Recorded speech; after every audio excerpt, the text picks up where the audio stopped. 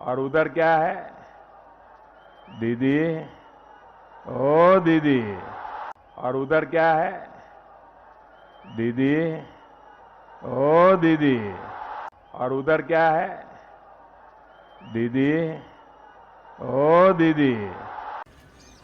नमस्कार, मैं हूं मुकेश कोरी।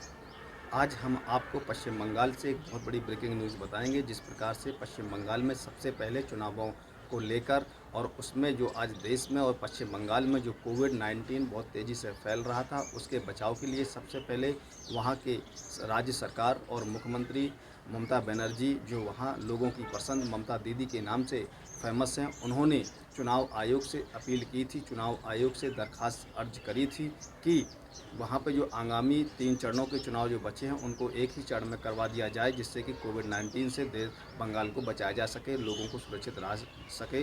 लेकिन प्रधानमंत्री जी ने ऐसा करने से चुनाव आयोग ने स्पष्ट मना कर दिया था, क्योंकि आज जिस प्रकार से यहाँ हम पहले कहा करते थे, देश के लोग कहा करते थे कि देश का राष्ट्रपति रबर स्टंप होता है, लेकिन आज के समय में देश का राष्ट्रपति रबर स्टंप होने के साथ साथ चुनाव आयोग भी अब रबर का स्टंप बन चुका है। जिस प्रकार से ममता बनर्जी ने अपील की थी, लेकिन उसके बाद हमारे देश के कांग्रेस के पूर्व राष्ट्रीय अध्यक्ष राहुल गांधी ने वहां पर कोविड-19 से लोगों के बचाव के लिए अपनी चुनावी जनसभाओं को रद्द कर दिया है। और उसके बाद ही दूसरे दिन टीएमसी की मुख्यमंत्री ममता बनर्जी ने भी वहां पर आगामी चुनाव जनसभाओं की रद्द करने की घोषणा कर दी, जिससे कि भाजपा के प्रधानमंत्री और भाजपा की बहुत ही पश्चिम बंगाल में थू-थू हुई है। और कोविड-19 को लेकर भाजपा को हर तरह की बातों को सुनना पड़ा। तो अब हमारे देश के प्रधानमंत्री जी ने भी वहाँ पर रैलियों में कुछ कटौतियाँ कर दी हैं। अब वो वहाँ पर वर्चुअल रैलियाँ करेंगे और वर्चुअल रैलियाँ करने के लिए वो अब वहाँ लाखों की एलसीडी खर्च करेंगे। जिस प्रकार से उन्होंने बिहार के चुनावों में लाखों की एलसीडियों को खर्च करके रुपयों की बर्बादी की थी, लेकिन इन रुपयों से वो वहाँ पर कोविड-19 में खर्च करने का विचार नहीं है, क्योंकि भाजपा केवल और केवल वहाँ अपनी सरकार बनाने के लिए पूर्णतः उतावली दिख रही है। लेकिन इसी बीच वहाँ बहुत बड़ी खबर आ रही है, जो बड़ी मीडिया ने छिपा ली थी, बड़ी मीडिया ने उसको दिखाने का प्रयास नहीं किया था, लेकिन फेसबुक में कुछ ऐसी खबर वायरल हो रही है कि 11 अप्रैल को वहाँ प्रधानमंत्री जी पर एफआईआर दर्ज कराई गई है। और वो एफआईआर दर्ज वहाँ पर उनके दिए गए बयान के अनुसार कराई गई है कि वहाँ जिस समूह ने ये एफआईआर दर्ज करवाई है, उन्होंने कहा है कि प्रधानमंत्री जी के कहने से पश्चिम बंगाल में अब बेटियां सुरक्षित नहीं हैं। जिस प्रकार से हम आपको कुछ प्रधानमंत्री जी का वो स्टेटमेंट, वो भाषण दिखाना चाहते हैं, जिसमें उन्होंने कहा था, दीदी, ओ दीदी। तो चलिए सुन। और उधर क्या है? दीदी, ओ दीदी। और उधर क्या है? दीदी, ओ दीदी। और उधर क्या है? दीदी, ओ दीदी। जिस प्रकार से आपने सुना कि दीदी ओ दीदी प्रधानमंत्री जी बोल रहे हैं, इसके साथ ही पश्चिम बंगाल में अब वहाँ के जो मनचले लोग हैं, वहाँ पर जो महिलाओं के प्रति जो नफरत फैलाने वाले लोग होते हैं, वो लोगों ने वहाँ पर महिलाओं को छेड़खानी करना शुरू कर दी और छेड़खानी करने का भी उन्होंने हथियार उपयोग किया है। दीदी ओ दीदी करके वो अब महिलाओं को छेड़ रहे हैं। और यहाँ पर प्रधानमंत्री जी को ऐसे भाषणों से खुलेआम उन्होंने एक महिला का अपमान नहीं, बल्कि पूरे देश की महिलाओं का अपमान किया है। और प्रधानमंत्री जी को सोच लेना चाहिए था, इस तरह के शब्द बोलने से पहले एक बार वो विचार कर लेते कि इस देश में सबसे अधिक उनको लोग पसंद करते हैं, उनके अंधभक्त सबसे अधिक उनको फॉलो करते हैं, और फॉलो करने वाले लोग ही अब उनके इस स्टेटमेंट को पश्चिम बंगाल में महिलाओं को छेड़ने का काम कर रहे हैं। और इसी को देखते हुए वहाँ पर एक फोरम ने प्रधानमंत्री के विरुद्ध 11 अप्रैल को थाने में रिपोर्ट दर्ज करवा दी और वो प्राथमिकी दर्ज हो चुकी है। हम आपको सबसे पहले फेसबुक की कटिंग दिखाएंगे, जिसमें वो लिखा गया। सबसे पहले हम आपको दिखाते हैं कि यहाँ एक जो फेसबुक पर जो वायरल हो रहा है, उसमें लिखा गया हो रही कि दीदी ओ दीदी छेड़खानी के मामले बढ़े तो मोदी के खिलाफ एफआईआर दर्ज। कोलकाता 11 अप्रैल। प्रधानमंत्री नरेंद्र मोदी द्वारा तृणमूल कांग्रेस सुप्रीमो मुख्यमंत्री ममता बनर्जी को चुनावी जनसभाओं में दीदी और दीदी कहकर संबोधन आजकल लड़कियों को छेड़ने का स्लोगन बन गया है। जी हाँ, जिस प्रकार से लिखा है स्लोगन वहाँ बना लिया है और ये प्रधानमंत्री जी भूल गए कि उनके फॉलोअर्स इस देश में सबसे अधिक हैं और ये फॉलोअर्स वही हैं जो अंधभक्त हैं। मोदी जी जो कहते हैं उनको अंधभक्ति के तौर पर यूज़ करना वो शुरू कर देते हैं। तो ये स्लोगन बन गया है। विभिन्न जगहों पर लड़के लड़कियों को दीदी और दीदी कहकर छेड़ रहे हैं। इससे स्थिति और बिगड़ सकती है। इसे लेकर बंगाल सिटीजन फोरम ने प्रधानमंत्री नरेंद्र मोदी के खिलाफ अमहास्टाड स्ट्रीट थाने में एफआईआर दर्ज कराई है। फोरम ने दीदी और दीदी के लिए प्रधानमंत्री जी से सार्वजनिक क्षमा मांगने की मांग की है। संगठन ने कहा है कि इसके लिए मोदी जी को गिरफ्तार किया जाए, कारण कि उनकी इस टिप्पणी से समाज में गलत संदेश जा रहा है। गठबंधन के सदस्यों ने आज अपनी मांग को लेकर थाने के सामने प्रदर्शन किया तथा मोदी का पुतला जलाया।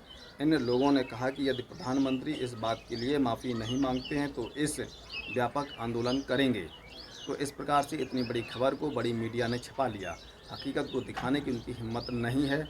तो ये वहाँ पर जो फोरम है, पश्चिम बंगाल का जो फोरम है, और फोरम का नाम है बंगाल सिटीजन फोरम।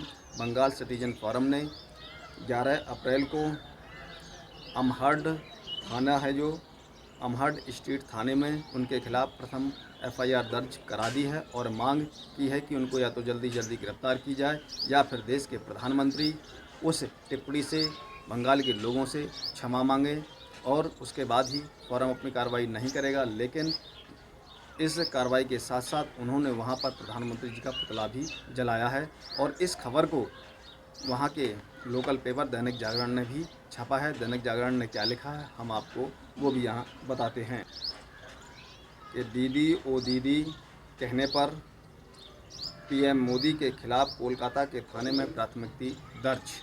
ये लिखा है कि दीदी और दीदी कहने पर कोलकाता के थाने में प्राथमिकी दर्ज हो गई है। तो इस खबर को हम आपको पूरा बताते हैं।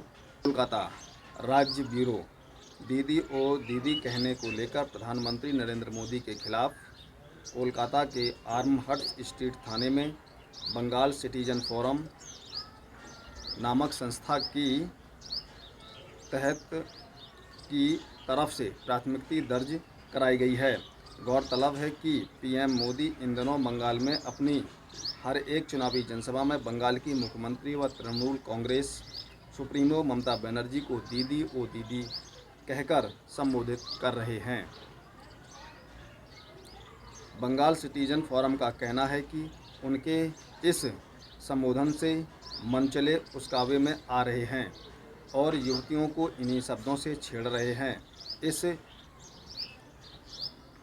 एक युवती की तरफ से इस तरह की छेड़खानी को लेकर 2 युवकों के खिलाफ कोलकाता के एक थाने में प्राथमिकी भी दर्ज कराई जा चुकी है।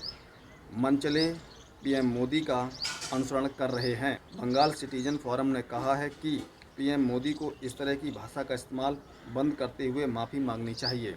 जी हाँ, वो लिख रहे हैं कि जिस प्रकार से प्रधानमंत्री जी ने बोला है उस पर उनको माफ़ी मांगनी चाहिए और वो अपने शब्दों का सही तरीके से चयन करें, क्योंकि वो देश के प्रधानमंत्री हैं। उनके देश में करोड़ों अनुयायी हैं। वो जो बोलते हैं उस पर अंधभक्त बिना आंख बंद करके काम करना शुरू कर देते हैं। अच्छा है या बुरा उस पर वो विचार नहीं करते हैं। एक बार हमारे देश के प्रधानमंत्री जी को सोचना चाहिए। वहाँ बंगाल सिटीजन फोरम के लोग और वहाँ के निवासी बोल रहे हैं।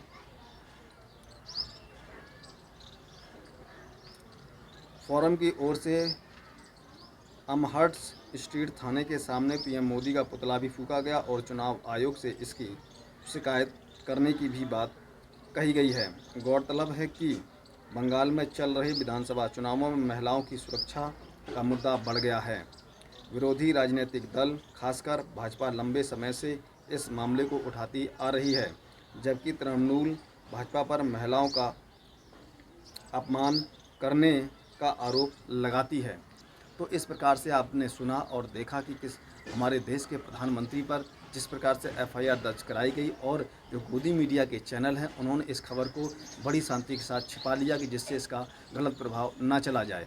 लेकिन जो चीज़ है उसको छिपाया नहीं जा सकता। एक कहावत है कि सच को दबाया तो जा सकता है लेकिन उसको मिटाया नहीं जा सकता। आज ये वही है कि वहाँ पर हमारे देश के प्रधानमंत्री ने जो शब्दों का चयन किया है और उनकी रैलियों में जो चयन देखने को मिला है उसमें कहीं ना कहीं शब्दों की भाषा को तोड़ा गया है। आप जब एक और महिलाओं की सुरक्षा की बात करते हैं और उसी महिला को दीदी ओ दीदी कहकर अपमानित करते हैं, ऐसे में आपको सोचना होगा कि क्या हमारे देश के प्रधानमंत्री जी ने जो शब्दों का चयन किया क्या वास्तव में वो ठीक थे, क्या वो गलत थे? क्या हमारे देश के प्रधानमंत्री जी को बंगाल में दीदी और दीदी कहने से पूरे देश से महिलाओं को क्षमा मांगनी चाहिए जिस प्रकार से बंगाल के फोरम सिटीजन ने मांग की है? क्या अगर ये ठीक है या उचित है, आप इस पर अपनी राय दे सकते हैं और राय देने के लिए आप हमारे कमेंट सेक्शन में जाकर अपनी राय व्यक्त कर सकते हैं और ये राय व्यक्त कर सकते हैं और खबर को लाइक भी करें जिससे कि हमारा उत्साह और बढ़े और इस खबर को और इस जानकारी को अधिक से अधिक लोगों तक भेजने के लिए आप इसको शेयर भी करिए, व्हाट्सएप भी करिए, फेसबुक पर भी शेयर कर सकते हैं। जय भारत।